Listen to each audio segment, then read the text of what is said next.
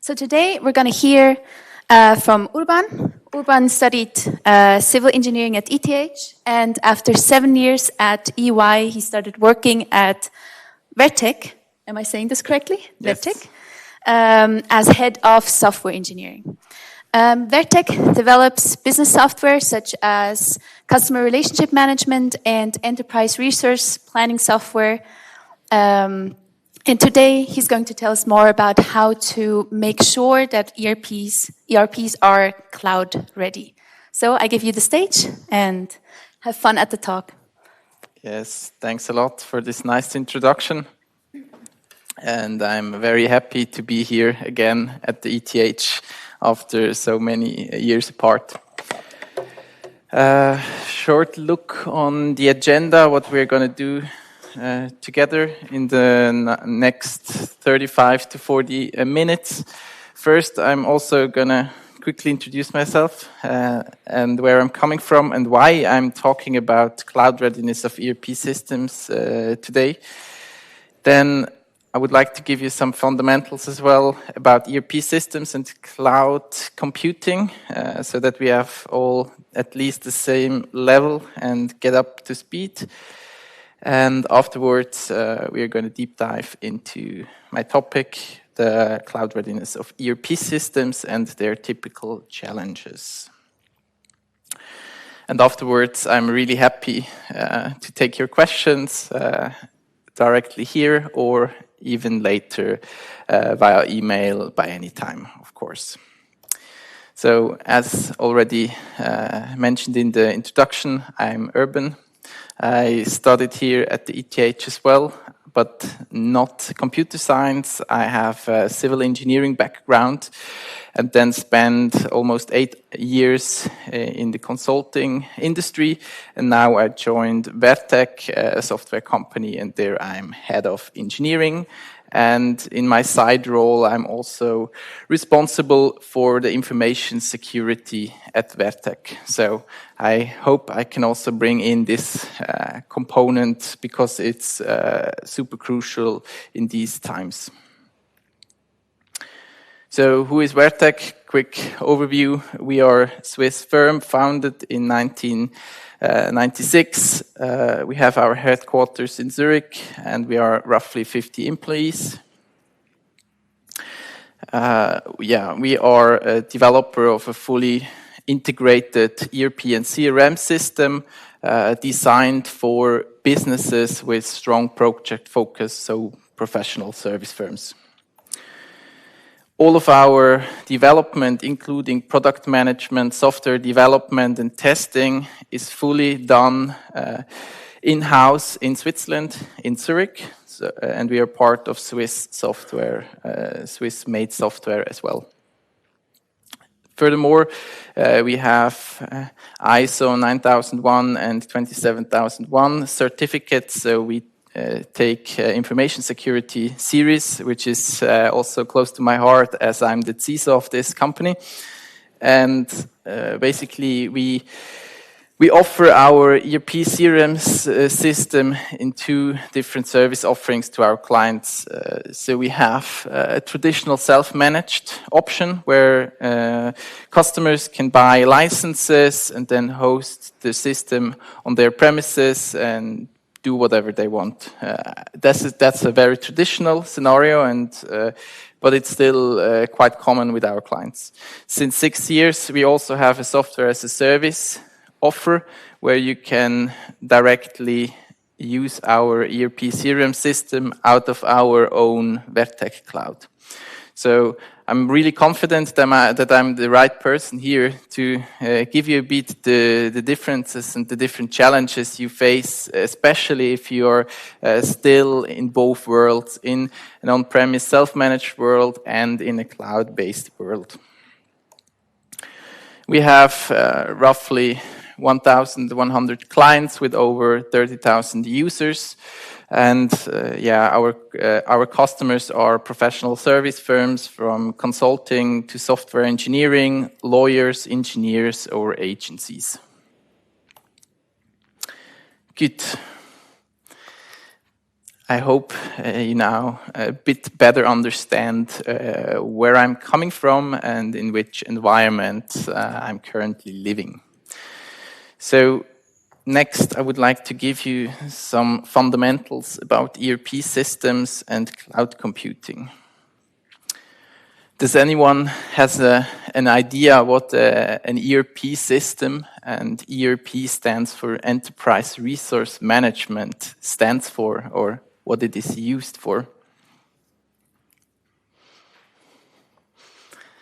I tried to phrase it a little bit. To me, an ERP system is a solution tailored to streamline business processes such as manufacturing, finance, etc. And it ensures that various departments within the business and their operations are integrated so that monitoring and decision-making processes become simple. But what does that actually mean? An ERP system in general is the heart of every modern company. Almost no company functions these days without an appropriate ERP systems. So as there are, it is a big variety of companies out there, from different sectors to small to large scale companies. There are also all different shapes of ERP systems. And sometimes there is one big system in place, or especially bigger companies, they have an ERP landscape where they have multiple systems with multiple modules communicating to each other. But in general, they basically take care of all the core processes in a modern business. So they are super important for these businesses and the heart or the lifeline. Probably some famous ERP vendors, the global ones like SAP, Epicor, Microsoft Dynamics, E4, Oracle, or SysPro. Probably you have already come across one of these names, but there are thousands of others, very specialized ERP systems, etc. Like we at Vertec, we are specialized for professional service firms in Switzerland, Germany, and Austria. So hopefully you now have a better picture what an ERP system does and what it is for. Cloud computing. What do we actually mean by cloud computing, and what is it? Does it have something to do with weather or rain, or what is it? Actually, cloud computing to me is nothing more than just using someone else's computer. So that's important to keep in mind. Even if we talk about cloud, etc., it's still more or less the same computers or infrastructure and concepts behind. It's just more a question about who is managing what. So I would like to give you a quick introduction to the SPI model for cloud services. SPI stands for software as a service, platform as a service, or infrastructure as a service. These are basically the three standard service tiers modern cloud providers offer. And I have compared them with a traditional on-premise scenario. And mainly how they differentiate is who is managing what in these scenarios.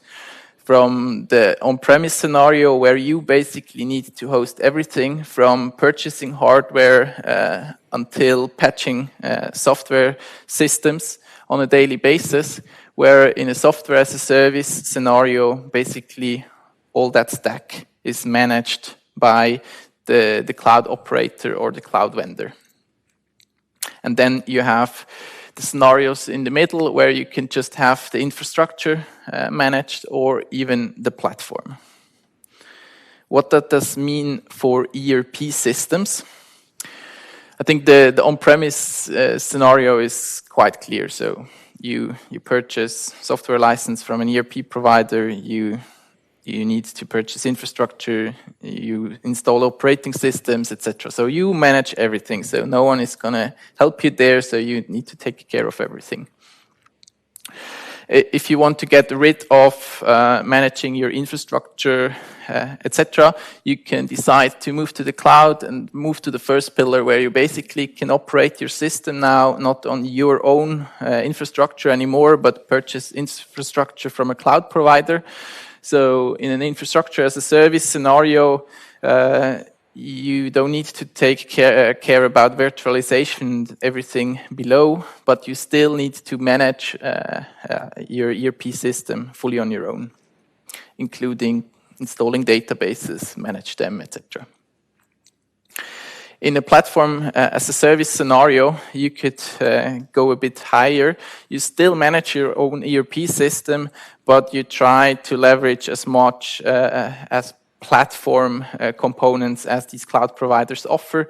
Like you can, for example, let your ERP system run with a cloud managed database where you don't need to manage that database anymore, or expose it via a managed web app service in this cloud. And then the fully managed scenario where you have software as a service, and that's the most important one, because I'm going to mainly talk about this one, is where you don't need to manage anything about this software anymore. So the vendor is basically managing the whole stack, including software patches, etc. But the only thing which remains with you as a customer is the configuration of your ERP system.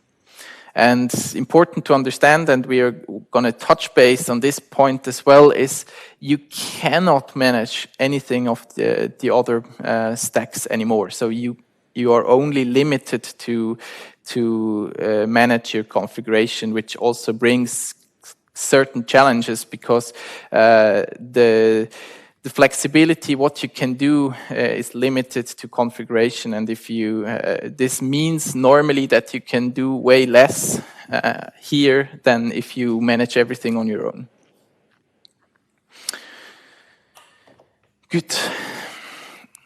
Any questions so far for the fundamentals? I'm sure that was super clear to all of you already. So, in my deep dive, I would like to touch base on three topics. First, and I cannot stress it out enough, security and privacy. It's one of these trending topics these days, and it's super important that we also talk about it. Then interoperability and integrations. As ERP systems are the heart of every modern business, it is also important that this heart can beat and pump its blood through the whole organization, meaning interfacing with various systems across, etc., to really leverage the benefit of it. And last but not least, I would like to talk about release management and updates, especially compared to an on-premise scenario, because here it is done very differently, because we have now the cloud provider being responsible and not the user of the solution anymore. Good. Security and data privacy. What do you think? Are cloud-hosted systems in general more secure than self-hosted ones or not? Any opinions? Yes. Yes. Why? Because the provider usually takes more care in providing security for the system.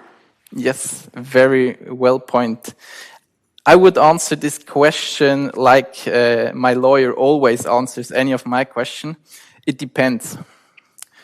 In the end, the security risks are more or less the same as in an on-premise scenario, because again, cloud is not some fancy weather phenomenon. It's still computer. It's just managed by someone else. What is clear? Yes, why it can be more secure is exactly what you mentioned before. These cloud providers, most of all, have more resources which they can dedicate to cybersecurity and data privacy, and they also have more competency in general if you pick the right cloud provider. And furthermore, these cloud providers are also ensuring that your systems are constantly updated and patched, etc. So most of our security vulnerabilities come from end users and unpatched systems, to be really short. But it also requires the clients or the customers of cloud services to understand actually what remaining security risks they face and how they can mitigate it. For example, if you're in a public cloud, all your traffic goes via internet, so you also need to protect that one. So you have a bit different attack scenarios than you probably had before as you run your ERP system on premises. For example, you need to make sure that you manage your security configuration on your cloud service carefully and understand to which risks you expose yourself if you select a certain configuration. And furthermore, use of secure passwords, identity providers, two-factor authentication. It's the simple stuff which makes it quite hard for attackers to hack you in the end.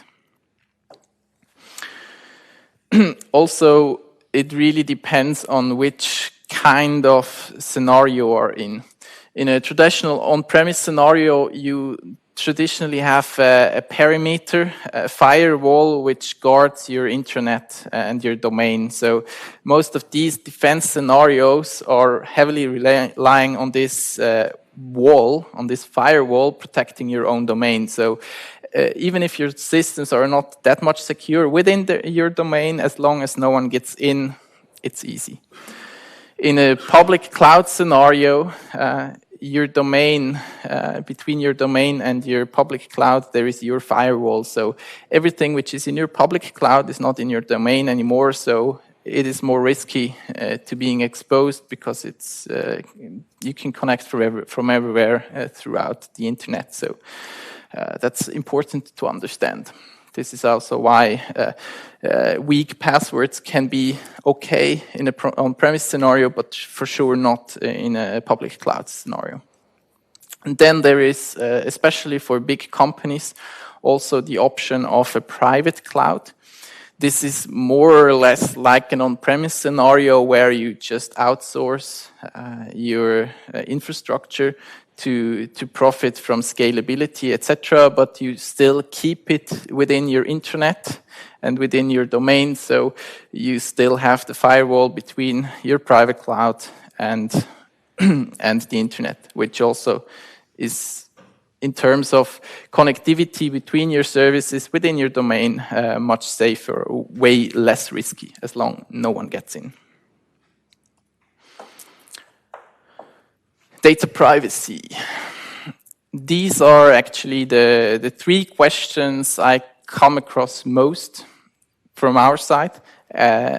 If I purchase a cloud service for my company, or when our customers approach us to buy our cloud services. It's always about where is my data stored, who can access the data, and what is the best way to keep my data secure. Data. And it is important because data privacy these days, and I'm pretty sure it will even scale up, it's kind of a big deal. It's really important. Every player in the game who doesn't take care of data privacy will be vanished within years.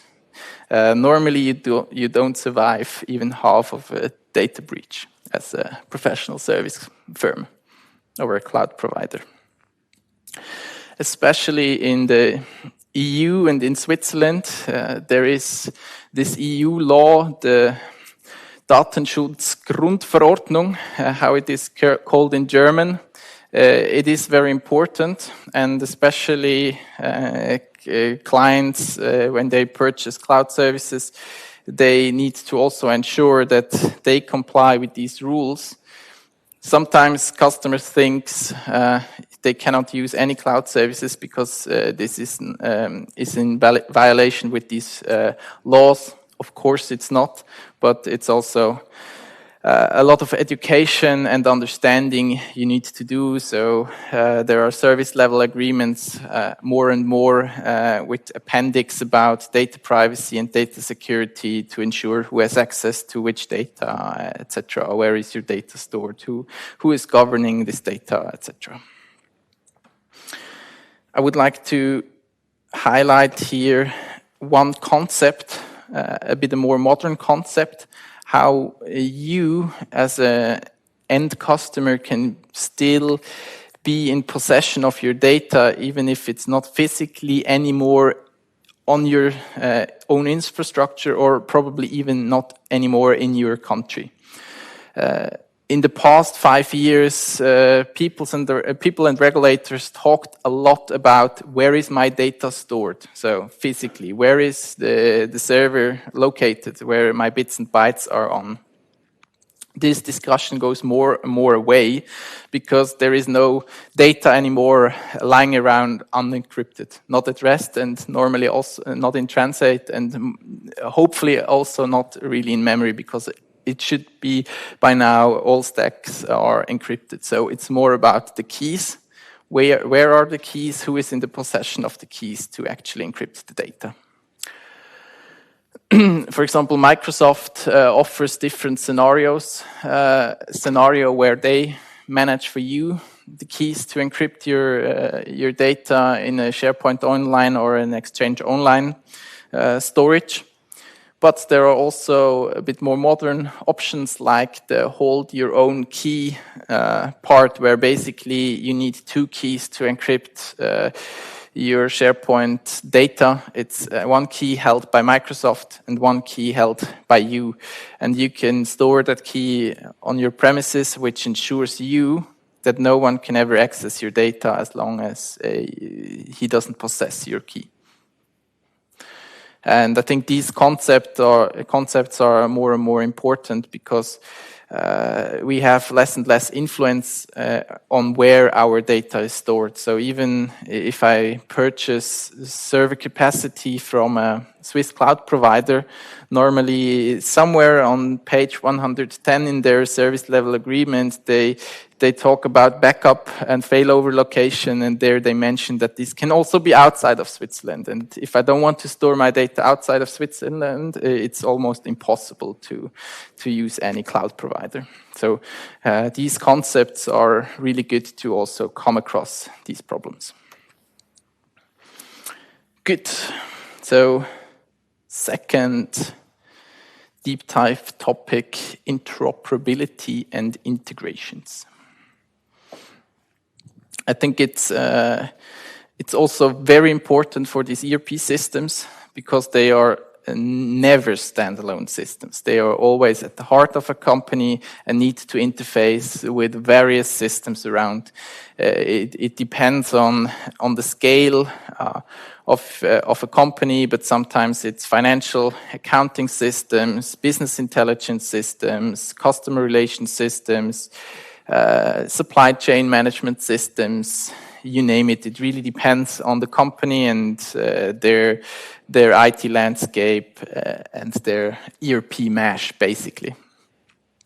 And what is also very typical in that sense is most of the established companies, they have a mesh of very modern or leading edge systems, but they also carry around quite a lot of legacy systems, etc., which probably don't support the state-of-the-art protocols. And so for an ERP system, it's very important to be highly versatile to connect to any kind of different system.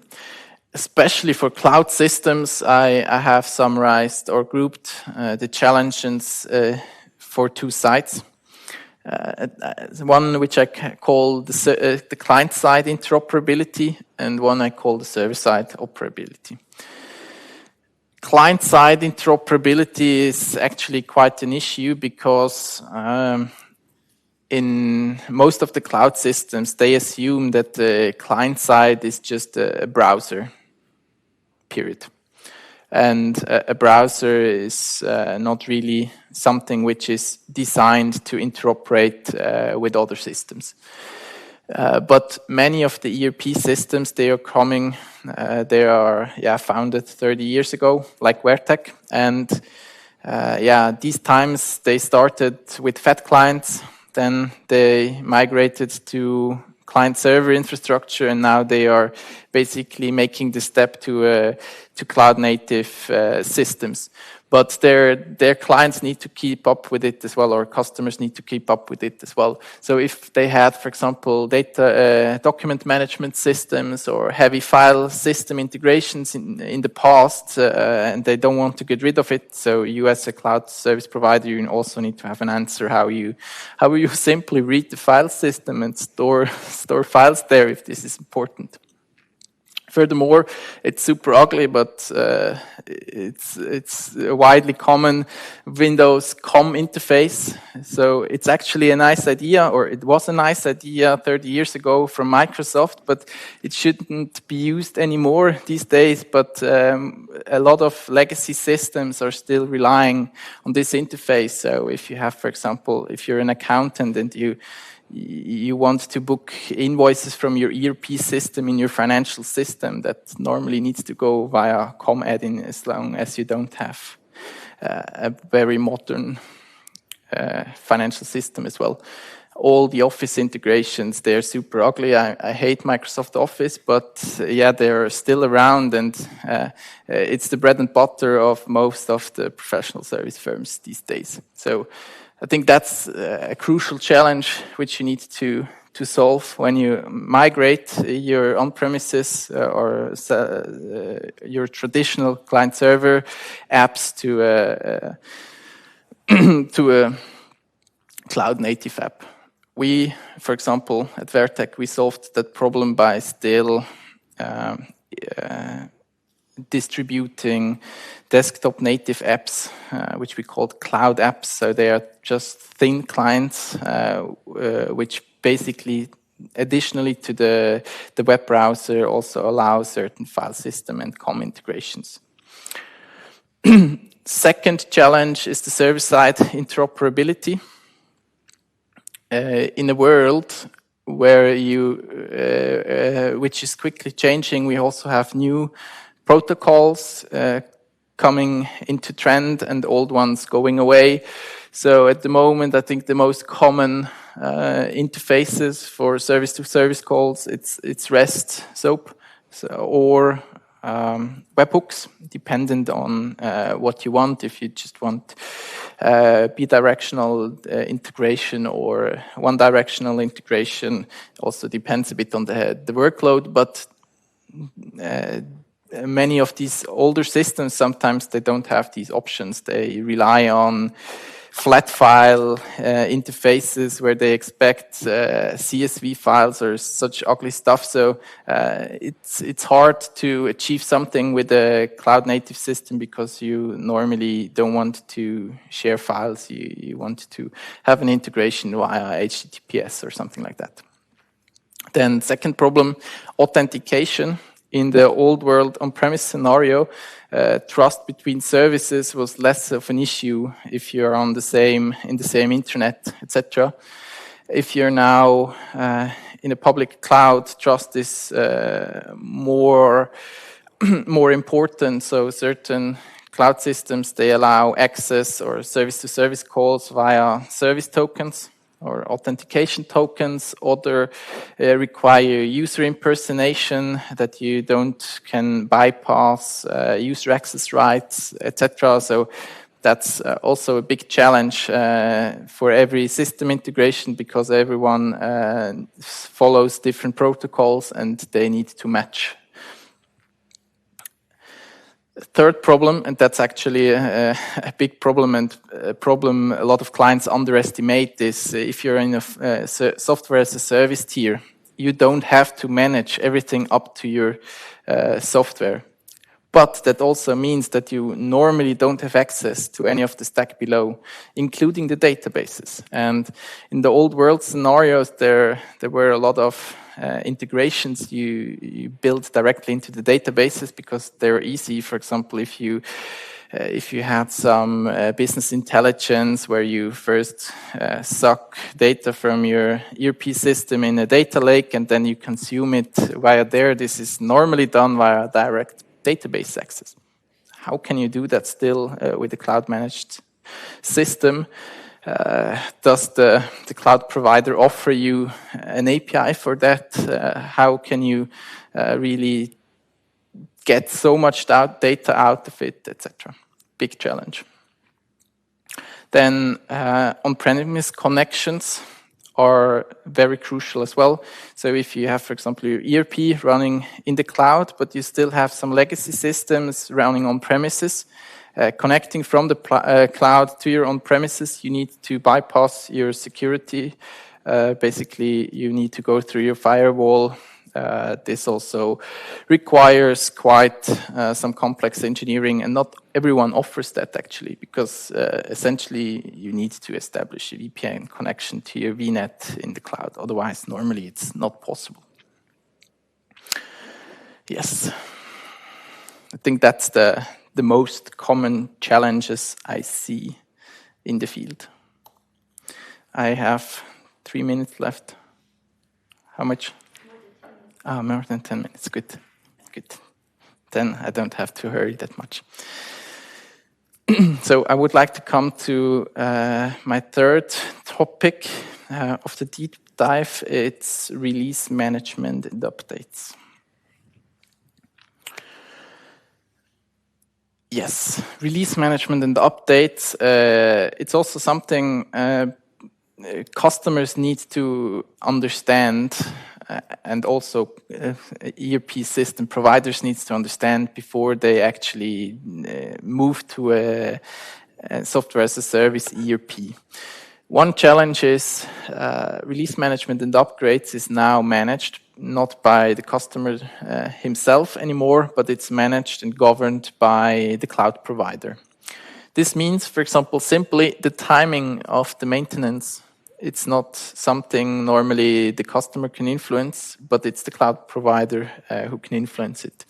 Even though we see a lot of zero downtime systems and service level agreements with 99.999 uptime, there is still this 0.001 downtime. And especially if you're a global firm operating around the globe, even if the downtime is European time between 2 and 3, it can highly impact your business in Asia or Japan or wherever in the world. So I think that's something which is a problem, especially for companies moving to the cloud, because they cannot really influence this downtime anymore.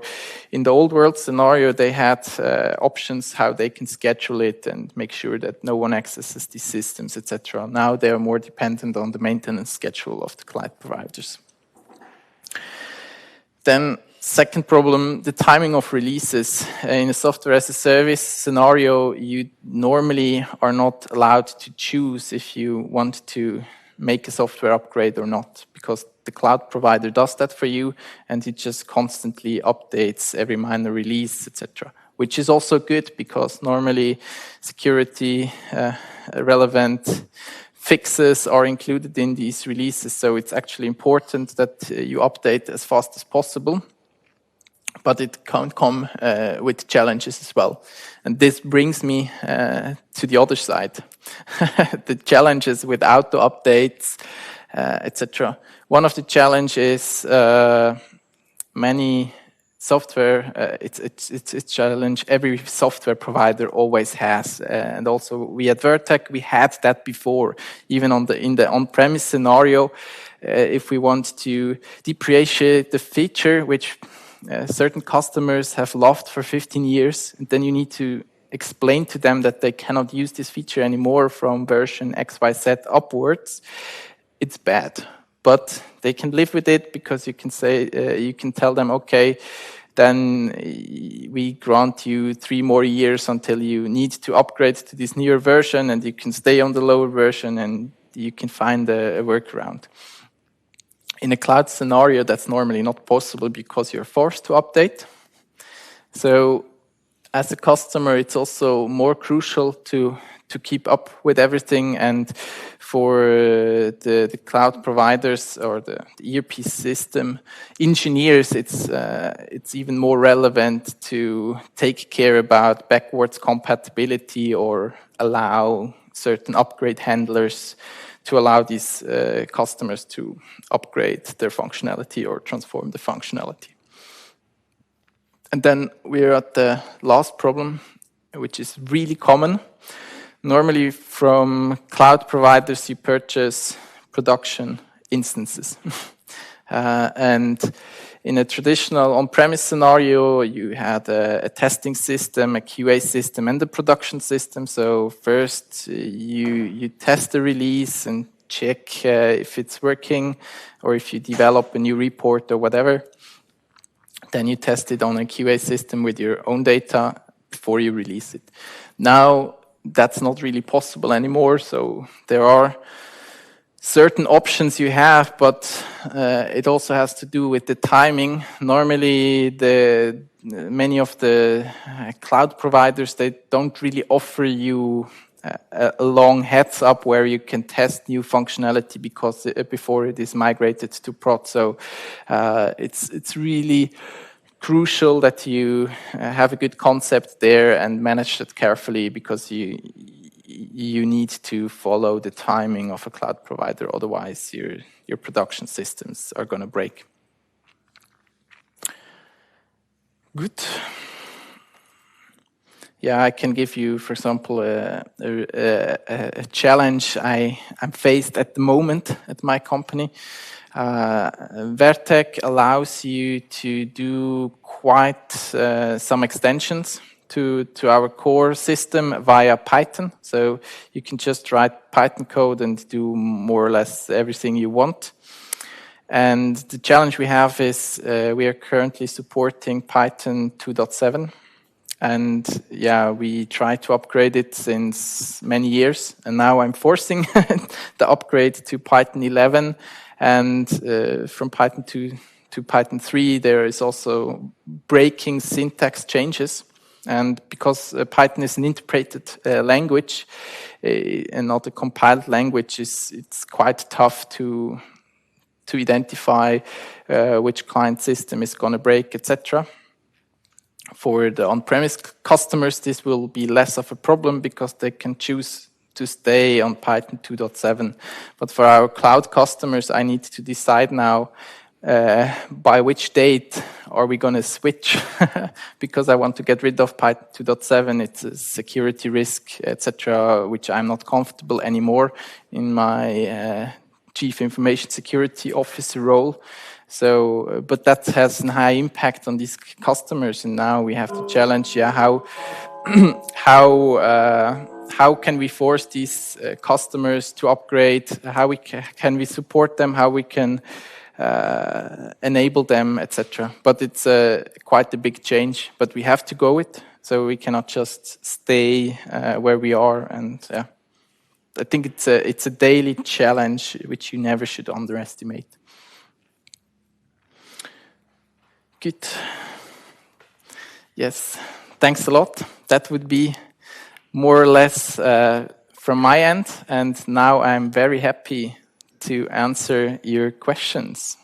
Yes, thank you so much. It was a very interesting talk. Are there any questions in the room? Or does it look like your talk was crystal clear? Yes? I can just talk louder. I think we should use the microphone. Okay, all right. So with the Python version upgrade story, you just talked on the topic basically of homogeneity that you would like as a software as a service provider, right? But I think especially in the ERP space, there are a lot of custom requirements feature-wise from the clients because they're not necessarily willing to adapt their processes onto your tool. So how do you handle with this non-homogeneity of the features? Yeah, one of our key topics is trying to support as much as possible the upwards compatibility of all the configurations. So we are really reluctant to depreciate any feature we have given to our clients in the past. Normally, what we do, we think in generation of features. So normally, we develop a new feature which replaces some other features, but we don't take them away. We declare them as legacy, so please don't use them anymore. And we are not going to support you there anymore, but we will not break them, or we don't take them away as long as it's not really vital to us. But if we have features which are security risk, we are also required to take them away because we are not willing to make any compromises when it comes to security. And that's a constant problem in these ages. What is secure today might not be secure in 5 years anymore. Also, if we see all these security standards evolving, you constantly need to adapt.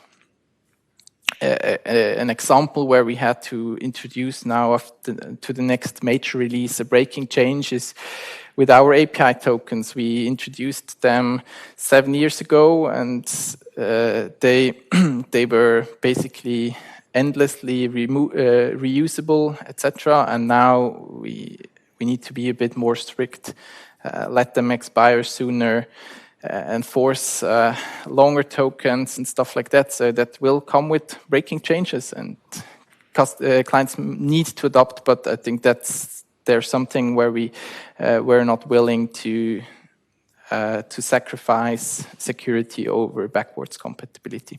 But yeah, in general, our system as well, it's highly customizable by the client. So it's key that we support upgrades to not break their changes.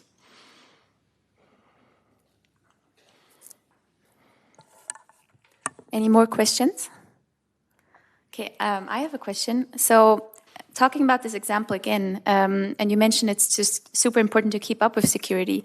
Isn't that an argument enough when you talk to the customer? Or how does the customer react when you tell them you have to update something and it really needs to happen because of security? Did you have customers that are like, we don't care? Yes, we have certain customers which don't care. What customers generally value more is their own effort. So sometimes they more see, I need to do an additional effort instead of seeing that my system gets more secure. For example, we offer software as a service or on-premise, and for our on-premise clients, we offer a service which is called web access, where we basically have a jump server proxy which allows them to easily expose their on-premise ERP into the internet via our proxy service. And there we also require a certain base limit of security, like password lengths. You need to have a proper certificate, and you need to have certain settings or security settings turned on. And this is also a discussion every year with these clients where we need to go depreciate one thing and say, no, with this configuration from 1st of January, we cannot host your service anymore because we think it's too risky. And it's very unpleasant for these customers. Normally, they don't really value that. They more say, why are you taking that away? But it really depends on the company. We also have a lot of customers which are super security sensitive. They really appreciate that. Okay, great. Thank you. Good. Oh, one more?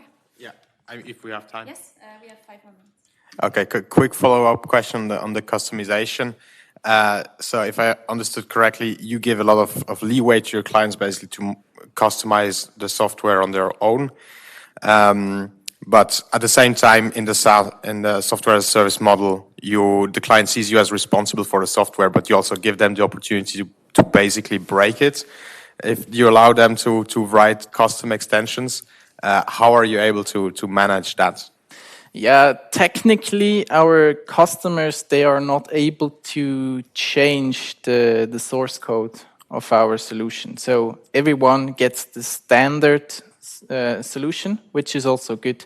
So what they can do is do quite a lot of customization with load code, where they can customize reports, build their own business objects just with customization, so no coding required, and they can extend that by with Python code, which is also fully upgrade compatible. So that's the good thing for us. We don't do any custom development anymore. We did that in the past, 10 years ago.